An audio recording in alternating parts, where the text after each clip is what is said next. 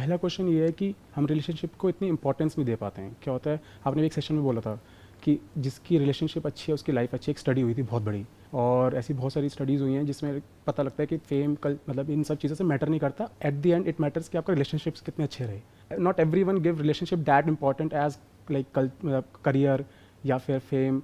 पर ऐसा क्यों, मतलब हम रिलेशनशिप को वो इंपॉर्टेंस क्यों नहीं देते? क्या ये हमारी मतलब बेसिक्स, हमारी मतलब क्या कहते हैं कंडीशनिंग ऐसी हो गई है कि we don't value relationship a lot? और इस चीज़ को कैसे ब्रेक किया जाए कि हम सोचें उस बारे में? मतलब because if it is so important कि हर चीज़ से इंपॉर्टेंट है, then why we are not thinking about it and not investing in it? हमारा 100 रुपये गिर जाते हैं, वी थिंक अलॉट, बट लेकिन हमारे अगर रिलेशनशिप हम लड़ाई कर जाते हैं, हम ये नहीं सोचते कि लड़ाई से कितना नुकसान हो जाएगा। वो चीज़ हम कभी नहीं सोचते। देखो, पहले आपके इस क्वेश्चन को आराम से समझते हैं, ब्रेक डाउन करके। आप कह रहे हो हमारा 100 रुपये कहीं गिर जाता है तो उसके बारे में हम सोचते रहते हैं, लेकिन रिलेशनशिप पे हम बड़ी बड़ी लड़ाइयाँ कर लेते हैं बिना सोचे। और कई बार हम रिलेशनशिप्स को ख़त्म भी कर लेते हैं, या फिर हम रिलेशनशिप्स को टेकन फॉर ग्रांटेड लेते हैं। एग्जैक्टली।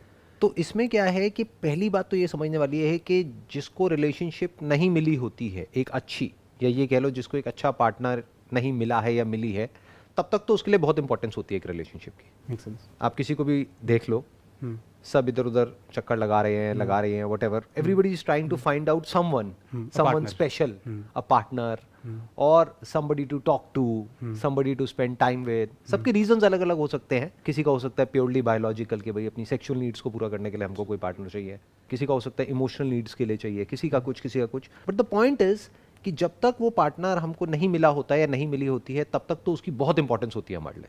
तब तक हम उसके लिए कुछ भी करने को तैयार होते हैं, जैसे टिपिकल लैंग्वेज में बोलते हैं ना कि चांद तारे तोड़ के ले आऊंगा, ये वो वटेवर। बट जब वो मिल जाता है या मिल जाती है तो हमें ऐसा लगने लग जाता है कि अब तो ये हमारा हो गया। Then we take it for granted, we think कि अब ये हमारा राइट है।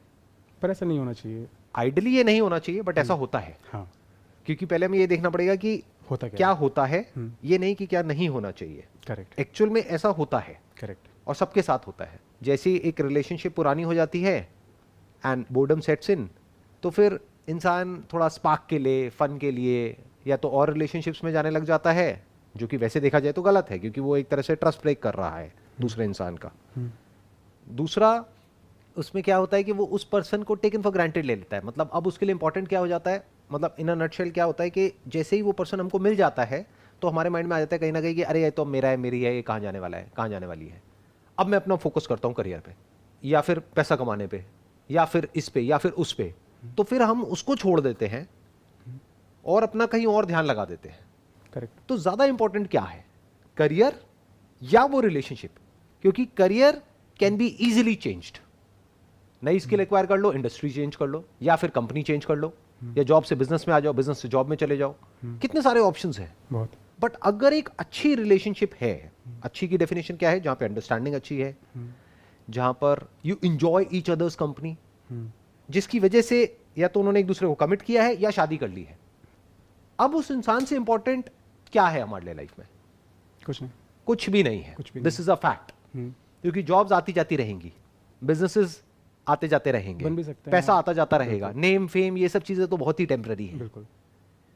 लेकिन वो इंसान एंड तक आपके साथ रहने वाला है या रहने वाली है। करेक्ट। तो होना क्या चाहिए कि हमारे लिए फर्स्ट प्रायोरिटी में होना चाहिए वो इंसान।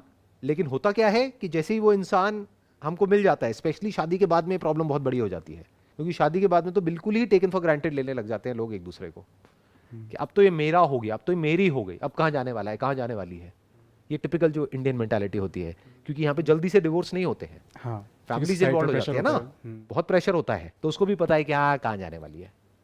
जहां ये थॉट आया, आप समझ जाओ कि वो रिलेशनशिप खराब होनी शुरू हो गई है। उसमें जो एक स्पार्क है वो खत्म होने लग जाएगा। और उसकी वजह से क्या होता है, जब ये रिलेशनशिप हाथ से एक्चुअल में चली जाती है, not on paper, may be divorce नहीं हुआ बट चली गई रिलेशनशिप। चली गई का मतलब क्या, दोनों ने अपना अपना कुछ ना कुछ और ढूंढ लिया, not a partner but maybe something else to focus on, busy हो गए कहीं पे। वो अपना कहीं और बिजी हो गया, ये कहीं और बिजी हो गई। अब ना इसको उससे कोई ज्यादा लेना देना है, ना इसको इससे कोई लेना देना है। हाँ, एक घर में रह रहे हैं जैसे कि रूममेट्स होते हैं, बट एक्चुअल में कहीं कोई बॉन्डिंग नहीं है। तो ये बहुत ही एक टॉक्सिक रिलेशनशिप आप इसको बोल सकते हो। क्योंकि अब एक बेसिक नीड है हमारी, वो कोई डिजायर नहीं है, वो नीड है, that is to be one with the other person at a very very deeper level. वो नीड पूरी नहीं हो पा रही है, तो उसकी वजह से क्या होगा, you will be lonely in your life deep with in.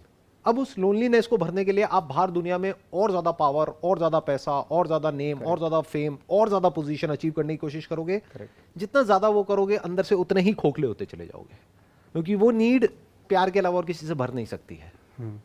प्यार नॉट एज इन जैसा मूवीज में देखते हैं और वो सब नहीं, प्यार means to be one with the other person, to have a connection, a genuine connection with a living being.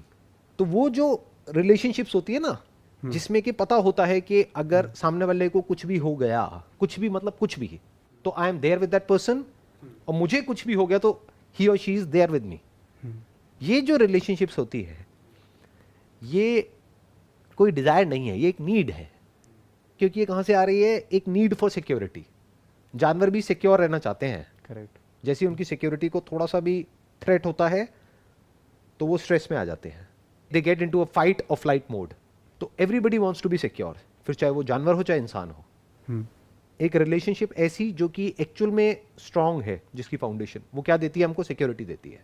वो क्या देती है हमको, एक कनेक्शन देती है। वो क्या देती है हमको, एक ऐसा इंसान देती है हमको जिसके साथ में हम कोई भी बात कर सकते हैं, अपने मन की कोई भी बात शेयर कर सकते हैं, बिना ये सोचे कि वो कहीं मेरा नाजायज फायदा तो नहीं उठा लेगा या उठा लेगी। जैसे ऑफिस में आपका कोई कलीग है, उसके साथ हर बात नहीं कर सकते ना, करेक्ट। अपने जो माँ बाप है उनके साथ भी सब कुछ आप शेयर नहीं कर सकते। तो यू नीड अ पार्टनर जिसके साथ में आप टाइम स्पेंड कर सको, जिसके साथ में आपको अच्छा लगे, नॉट बिकॉज आपको उस रिलेशनशिप से कुछ मिल रहा है, बट बिकॉज वो रिलेशनशिप में टाइम स्पेंड करना अपने आप में कंप्लीट है। That is a complete action in itself, not because of an outcome. जैसे मैं एक एग्जांपल देता हूं, आपको क्या खेलना अच्छा लगता है, कौन सा ऐसा स्पोर्ट है जो आपको बहुत पसंद है? ज़्यादा स्पोर्ट्स खेलते हैं, badminton, you can take an example. तो जब आप बैडमिंटन खेलते हो तो क्या बैडमिंटन खेलने के बाद में कुछ पैसे मिलते हैं, 1000, 2000 रुपए, 5000 रुपए, 10,000 रुपए? बट क्या वो बैडमिंटन खेलना अपने आप में कंप्लीट एक्शन है या इनकम्प्लीट एक्शन है? कंप्लीट एक्शन है। कुछ बचा तो नहीं रह जाता है ना? नहीं। बट अगर अभी आप जॉब करते हो, आप जॉब करते हो यानी कि एक्शन लेते हो। आपने जॉब करी, पूरे महीने काम किया, लेकिन उस महीने के बाद में आपको पैसे नहीं मिलेंगे, तो इनकम्प्लीट एक्शन। तो वो इनकम्प्लीट एक्शन है। वो कंप्लीट कब होता है, जब आउटकम आता है। करेक्ट। आप किसी एग्जाम की तैयारी कर रहे हो, अगर वो क्रैक हो गया तो वो कंप्लीट हो गया, नहीं हुआ तो इनकम्प्लीट रह गया। करेक्ट। इनकम्प्लीट एक्शन की वजह से क्या होता है, स्ट्रेस होता है, एंजाइटी होती है, फियर होता है। सोचो आप काम तो करते जा रहे हो कंपनी में, वो काम आपको पसंद भी है, लेकिन 3 महीने तक आपको सैलरी नहीं मिली है, तो क्या होगा उसकी वजह से? Stress, anxiety, fear. But badminton आप खेल रहे हो 3 महीना क्या 3 साल तक रोज 1-1 घंटा, कुछ नहीं मिल रहा है वहां से, सही बात है, बट कुछ बाकी भी नहीं रह रहा है।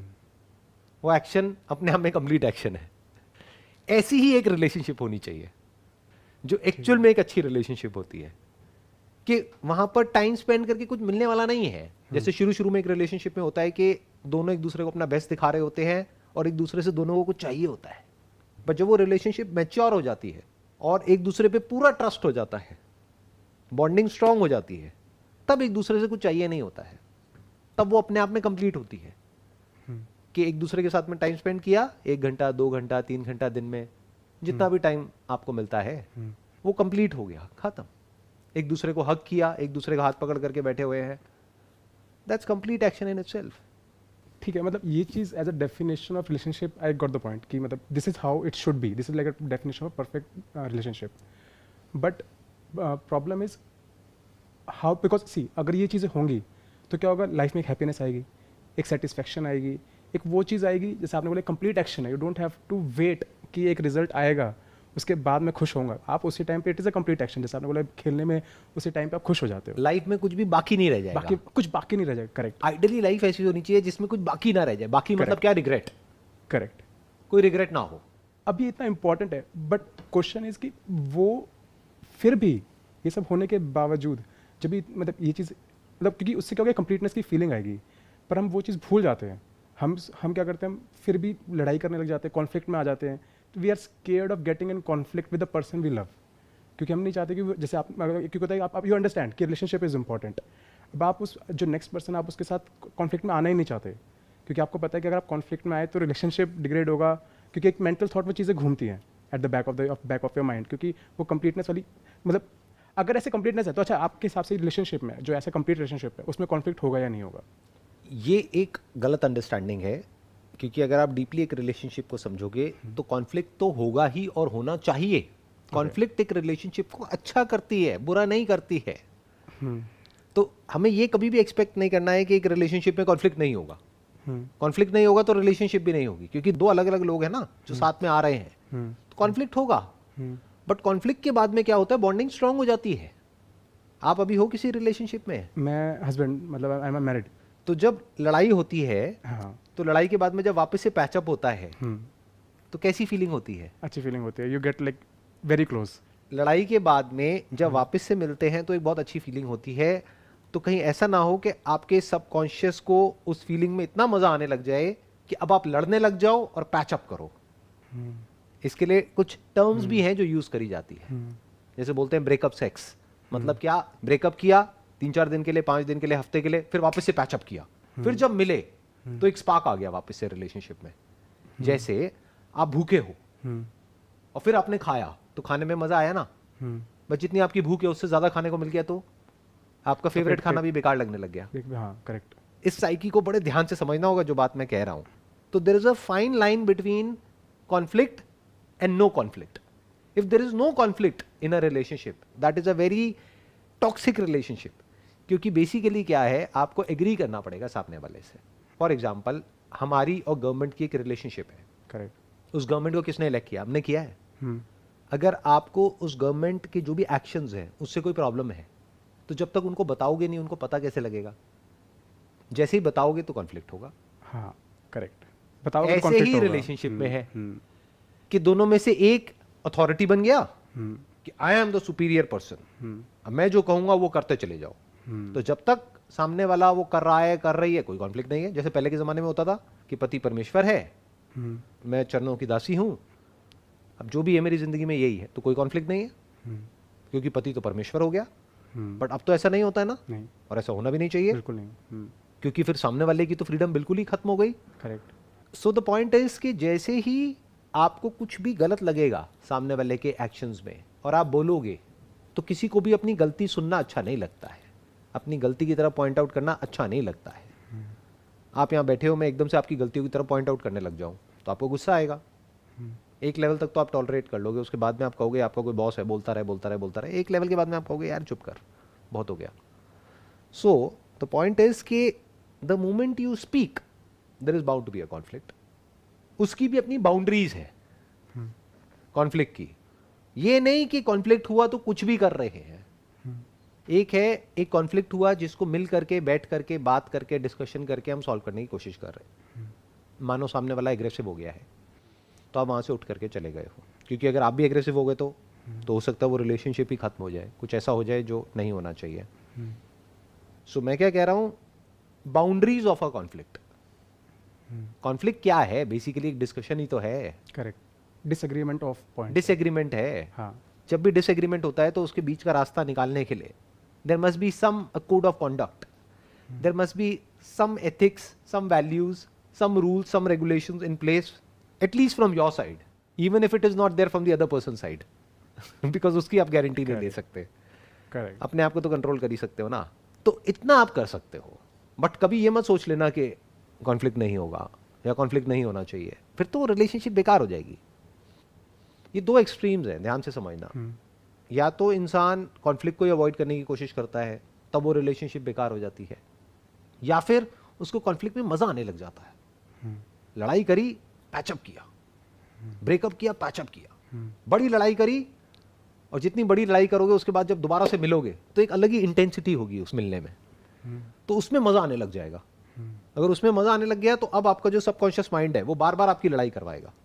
करेक्ट। तो लड़ना नहीं है और लड़ाई को अवॉइड भी नहीं करना है। क्या करना है? पीसफुली लड़ाई करनी है, पीसफुली अपने पॉइंट को सामने वाले के आगे रखना है।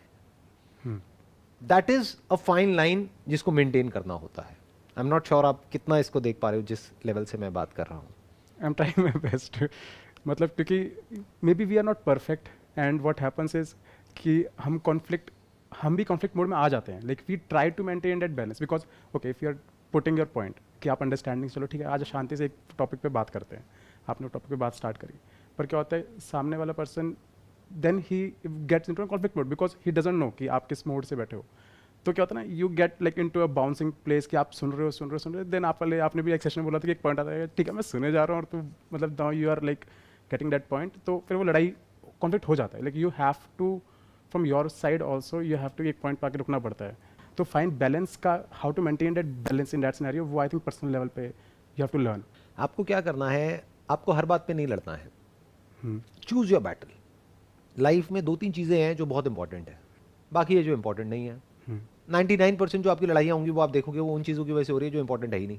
करेक्ट। 1% कभी ऐसा होता है कि इंपॉर्टेंट चीज़ों की वजह से लड़ाई हो रही है, और वहाँ होनी भी चाहिए। हाँ वहाँ तो डिवोर्स तक हो जाना चाहिए। हाँ बिल्कुल सही बात है, बिल्कुल सही अगर कोई बहुत बड़ा पॉइंट है जो नहीं होना चाहिए बिल्कुल। और फिर भी हो रहा है उस रिलेशनशिप में, तब तो अलग हो जाना चाहिए, तब तो वो रिलेशनशिप आगे बढ़नी ही नहीं चाहिए। बट 99% केसेस में मैं आपको बता रहा हूँ, अगर आप ऑब्जर्व करोगे ना, छोटी छोटी चीज़ों की वजह से लड़ाई होती है। तो जब छोटी छोटी चीज़ों की वजह से होती है तो लड़ाई भी छोटी छोटी होनी चाहिए ना। पर वो बड़ी हो जाती है। बड़ी क्यों हो जाती है अपने आप से पूछो। क्योंकि हमने कभी डिफाइन ही नहीं किया है कि हमारे लिए बड़ा क्या है और छोटा क्या है। कभी ये डिफाइन ही नहीं किया है लाइफ को प्रॉपर तरीके से। जैसे आपने बताया था कि सेट योर प्रायोरिटीज, कि इस पे लड़ना है, इस पे नहीं लड़ना, टॉप 2 या 3 होनी चाहिए। You must choose your battle wisely. ऐसा नहीं कि आप छोटी मोटी चीजों के लिए लड़ रहे हैं। मैं एक एग्जांपल देता हूँ। Do you have kids? हाँ, 7 months डॉटर। 7 months daughter.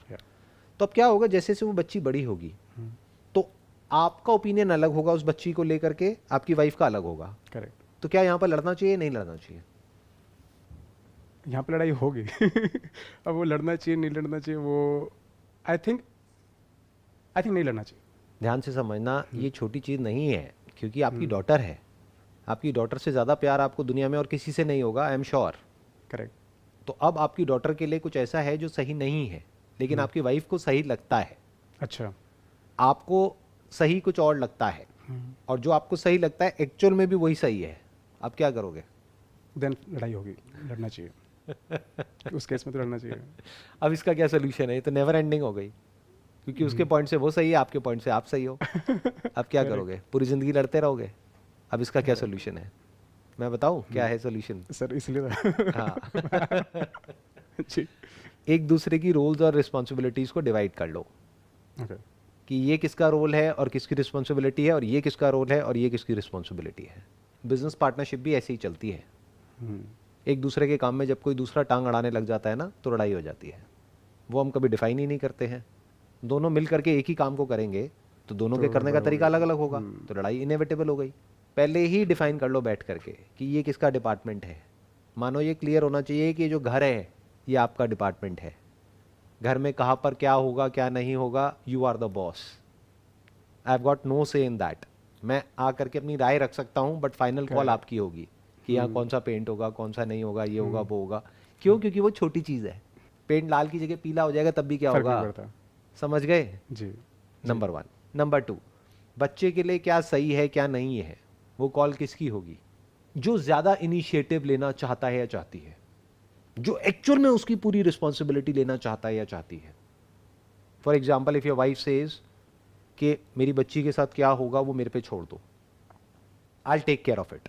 मुझे कहीं ज़रूरत लगेगी आपकी तो मैं बता दूंगी, लेकिन इसकी परवरिश कैसे होगी वो मेरे पे छोड़ दो। तो आपको छोड़ना पड़ेगा। तो आपको क्या करना पड़ेगा? अपने करियर पे फोकस करो।